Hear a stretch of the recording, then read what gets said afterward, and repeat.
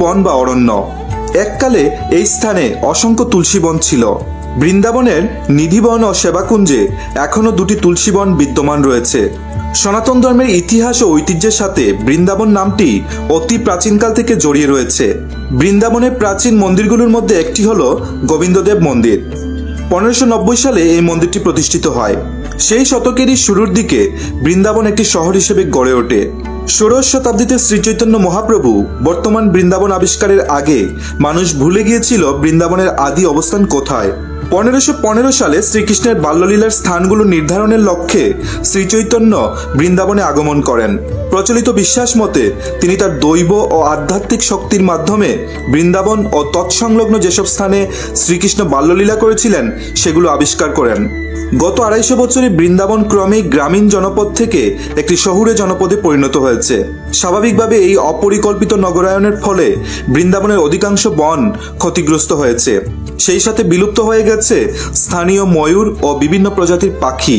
তবে গরু ও বানর এখনও বৃন্দাবনের সর্বত্র দেখা যায়। দেবী রাধা হলেন বৃন্দাবনের অধীশ্বরী, তাই তিনি বৃন্দাবনেশ্বরী। এটি বৃন্দাবনেশ্বরী রাধা ও বৃন্দাবনেশ্বর কৃষ্ণের উপাসনার পীঠস্থান। বৃন্দাবন, গোবর্ধন ও গোকুল কৃষ্ণের জীবনের সাথে সংযুক্ত। শ্রীকৃষ্ণের ভক্তরা প্রতি বছর এই স্থানে তীর্থযাত্রায় আসেন এবং বিভিন্ন উৎসবে অংশগ্রহণ করেন।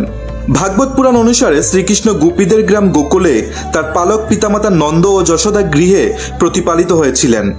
উক্ত পুরাণ অনুসারে রাধিকা ও কৃষ্ণ বৃন্দাবনের বনেই রাসলীলা ও অন্যান্য বাল্যলীলা করেন। তার দাদা বলরাম ও অন্যান্য রাখাল বালকদের সঙ্গে তিনি এখানে দুষ্টুমি করে বেড়াতেন। বৃন্দাবনকে বিধবা নগরী নামেও অভিহিত করা হয়। এই শহরে 20,000-এর অধিক বিধবা বসবাস করেন।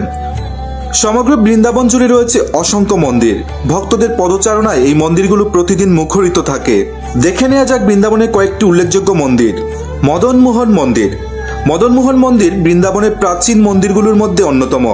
জনশ্রুতি আছে যে মুলতানের রাজা কাপুর রামদাস কালীয় দমন ঘাটের কাছে মদনমোহন মন্দিরটি প্রতিষ্ঠা করেছিলেন। শ্রী চৈতন্য মহাপ্রভুর জীবনের সাথে এই মন্দির ঘনিষ্ঠভাবে জড়িয়ে রয়েছে। মীরাবাই মন্দির। মীরাবাই ছিলেন একজন রাজপুত রাজকুমারী। মীরাবাই তার রাজ্য ও সংসার ত্যাগ করে জীবনের শেষ 14 বছর বৃন্দাবনে কাটান। যে মন্দিরে তিনি ছিলেন সেটি এখন মীরাবাই মন্দির নামে পরিচিত। নিধিবনের কাছে শাহজি মন্দিরের দক্ষিণ দিকে মীরাবাই মন্দিরটি অবস্থিত। কৃষ্ণভক্ত মীরাবাই রচিত ভজনগুলো তাকে ভক্তি আন্দোলন যুগের অন্যতম শ্রেষ্ঠ সন্ত কবির মর্যাদা দিয়েছিল। শাহজি মন্দির। অনিন্দ সুন্দর স্থাপত্যশৈলী ও শ্বেত পাথরের সুন্দর ভাস্কর্যের জন্য এই মন্দিরটি বিখ্যাত। 1876 সালে লখনৌয়ের শাহ কুন্দনলাল এই মন্দিরের নকশা করেন এবং মন্দিরটি প্রতিষ্ঠা করেন। বাকে বিহারী মন্দির। নিধিবন থেকে স্বামী হরিদাস বাকে বিহারীর বিগ্রহ আবিষ্কারের পর 1862 সালে এই মন্দির প্রতিষ্ঠিত হয়। রাধা বল্লভ মন্দির। হরিবংশ মহাপ্রভু এই মন্দির নির্মাণ করেছিলেন। এই মন্দিরের বেদিতে শ্রীকৃষ্ণের বিগ্রহের পাশাপাশি শ্রীরাধার একটি মুকুট রাখা আছে। প্রেম মন্দির। কৃপালু মহারাজ বৃন্দাবনের উপকণ্ঠে 54 একর জমির উপর এই মন্দির নির্মাণ করেন। মূল মন্দিরটি শ্বেতপাথরে নির্মিত এবং সেখানে শ্রীকৃষ্ণের অসংখ্য খোদাই করা মূর্তি রয়েছে। রাতের বেলায় আলোর কারুকার্যে এই মন্দিরের রং বদলে যায়। জয়পুর মন্দির। জয়পুরের মহারাজা দ্বিতীয় সাহাই মাধু সিং 1917 সালে এই মন্দির প্রতিষ্ঠা করেন। জয়পুরের মহারাজা কর্তৃক প্রতিষ্ঠিত বলে এই মন্দিরকে জয়পুর মন্দির নামে ডাকা হয়। রঙ্গজি মন্দির। 1851 সালে নির্মিত রঙ্গজি মন্দির বিষ্ণুর অন্যতম রূপ রঙ্গনাথ বা রঙ্গজির প্রতি উৎসর্গীকৃত। এই মন্দিরে বিষ্ণু অনন্তশাহী ভঙ্গিমায় পূজিত হন। মন্দিরটি দ্রাবিড়ীয় স্থাপত্যশৈলীতে নির্মিত। গোবিন্দদেব মন্দির। 1590 সালে মুঘল সম্রাট আকবরের দান করা লাল বেলে পাথর দিয়ে রাজা মানসিংহ 7 তলা উঁচু গোবিন্দদেব মন্দিরটি নির্মাণ করিয়েছিলেন। রাধা দামোদর মন্দির। 1542 সালে বৃন্দাবনের সরগোস্বামী কর্তৃক সেবাকুঞ্জে রাধা দামোদর মন্দির প্রতিষ্ঠিত হয়। নিধিবন মন্দির। বৃন্দাবনের অন্যতম একটি রহস্যময় স্থান নিধিবন। দিনের বেলা এই মন্দিরে অসংখ্য পুণ্যার্থী ও পূজারীর ভিড় থাকে, কিন্তু রাত নামলেই বদলে যায় মন্দির এলাকা।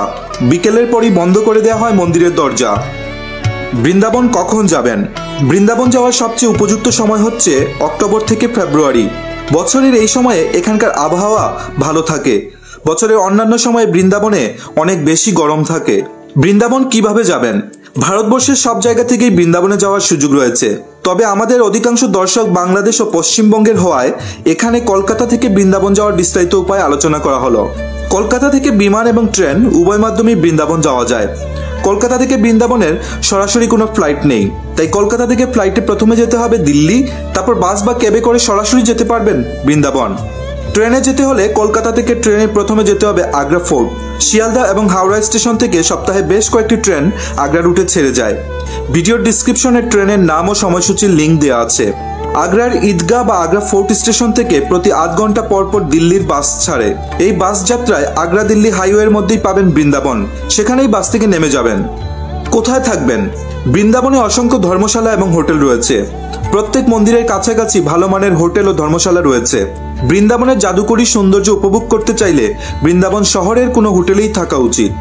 বৃন্দাবন নিয়ে তৈরি আমাদের আজকের ভিডিও নিশ্চয়ই আপনাদের উপকারে আসবে। ভগবান শ্রীকৃষ্ণ আমাদের সবার বৃন্দাবন যাওয়ার বাসনা পূরণ করুন। জয় শ্রীকৃষ্ণ।